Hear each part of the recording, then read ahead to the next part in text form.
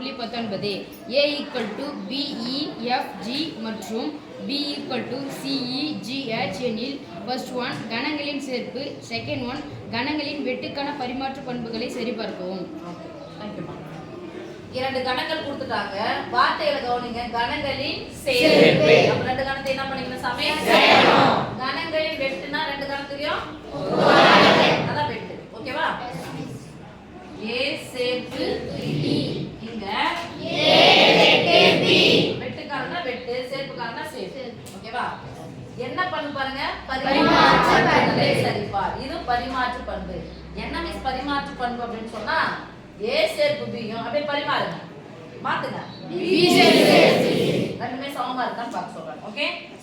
b சேர்ப்பு a. இங்க என்ன போடுவோம் சாமி? b வெட்டு a. b வெட்டு a. போலாமா? Yes miss.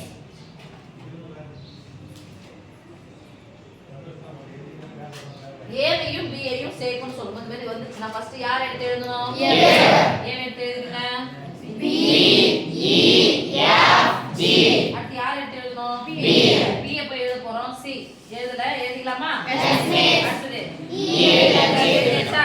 S miss. அப்ப எழுத கூடாது. இங்க g எழுதியாச்சு. எங்க h. யார எழுதிட்டோம்? e யும் g. e யும் g.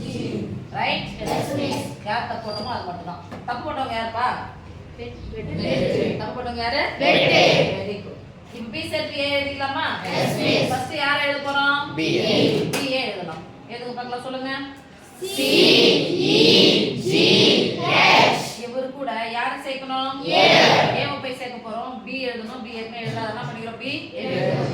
e எழுதியாச்சு. f எழுதல. உறுப்புகள் இருக்கணும். மாறி மாறி தான் பிரச்சனை இல்ல. ஆனா உறுப்புகள் என்ன பண்ணனும்? இருக்கணும். b க்கு b இருக்கா? Yes miss. c க்கு e. Yes miss. f g g c c h. அப்ப ரெண்டு எப்படி இருக்கு சாமி? சமமா இருக்கு. பரிமாற்று பண்புகள் என்ன பார்க்க சொல்லிட்டாங்க? சரிபார்க்க சொல்லிட்டாங்க. ரைட்? Yes miss. அப்போ this implies a சேர்ப்பு b = b சேர்ப்பு a. அடுத்து a வுக்கும் b க்கும் பொதுவா யார் பொதுவா இருக்காங்க? e யும் g யும் எழுதிக்கலாமா? Yes miss. e g. அதனால e யும் g தானே? Yes miss. b க்கும் a க்கும் பொதுவானவங்க யார்? அதே தானே? Yes miss. இப்ப ரெண்டு எப்படி இருக்காங்க? சமமா இருக்காங்க. சொல்லுங்க. b implies a வெட்டு b = b